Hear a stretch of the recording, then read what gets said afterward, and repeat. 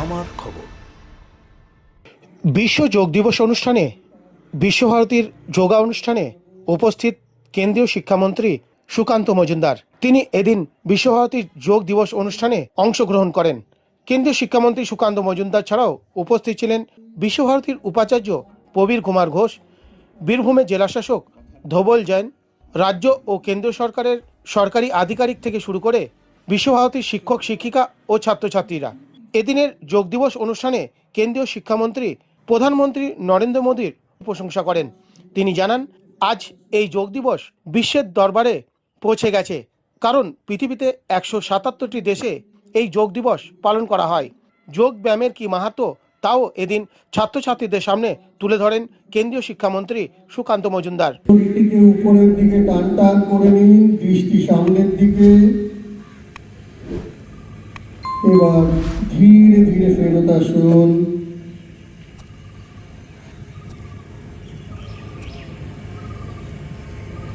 এরপর আমরা হাত দুটিকে কুনুই থেকে মুড়ে নিন, যাতে ডান হাত ডান কাঁধকে এবং বাম হাত বাম কাঁধকে স্পর্শ। এবার ধীরে ধীরে মাথার উপরের দিকে নিয়ে যান এবং পিছন দিক থেকে ঘোরাতে শুরু করুন।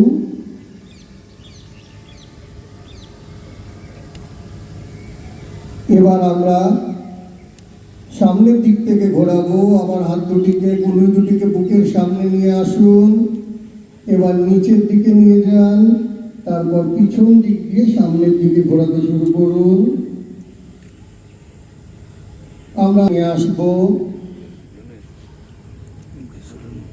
সেখানে মাননীয় প্রধানমন্ত্রী তার প্রপোজাল দেন যে এই দিনটিকে, অর্থাৎ আজকের দিনটিকে আমরা আন্তর্জাতিক যোগ দিবস হিসেবে পালন করব। এবং সবথেকে আমাদের জন্য অত্যন্ত গর্বের যে পৃথিবীর 177টি দেশ যারা ইউএনের সদস্য, তারা এই প্রস্তাবকে সাপোর্ট করে এবং ইউনেস্কো যোগাকে ইনটেনজিবল কালচারাল হেরিটেজ হিসেবে 2016 সাল থেকে গণ্য করে আমরা সামনের দিকে এগিয়ে চলছি। এই যে 177টি দেশের ভারতবর্ষের মাননীয় প্রধানমন্ত্রী শ্রী নরেন্দ্র মোদী মহাশয়ের আনা এই প্রস্তাবকে জেনারেল অ্যাসেম্বলিতে সমর্থন দেওয়ার অনেকগুলো আঙ্গিক আছে বলে আমার মনে হয়।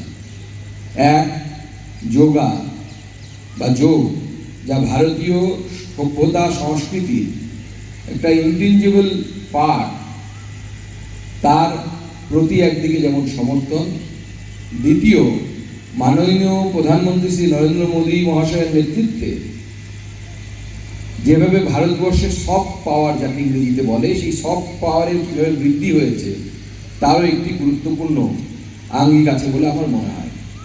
যোগের অরিজিন কোথায় সেই বিষয়ে যখন পড়াশুনো বা গবেষকরা করেন, তো মূলত এর শিকড় অত্যন্ত গভীরে বা অত্যন্ত সুপ্রাচীন বলে বারবার উঠে আসে।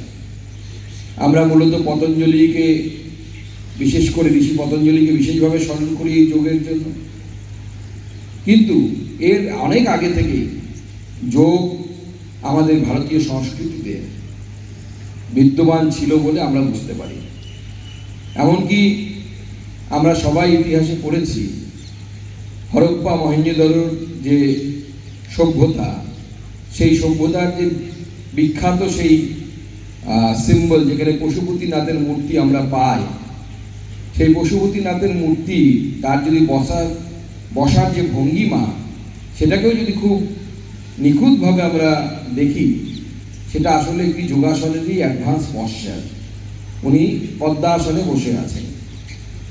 তো স্বাভাবিকভাবে মহেঞ্জোদারো এবং হরপ্পা সভ্যতা কত প্রাচীন, সুপ্রাচীন, তা নিয়েই গবেষকদের মধ্যে, ঐতিহাসিকদের মধ্যে নানা ধরনের মতামত আছে। পূর্ণিদেবী চৌধুরী গার্লস কলেজে 2026-27 সেশনে ভর্তি চলছে।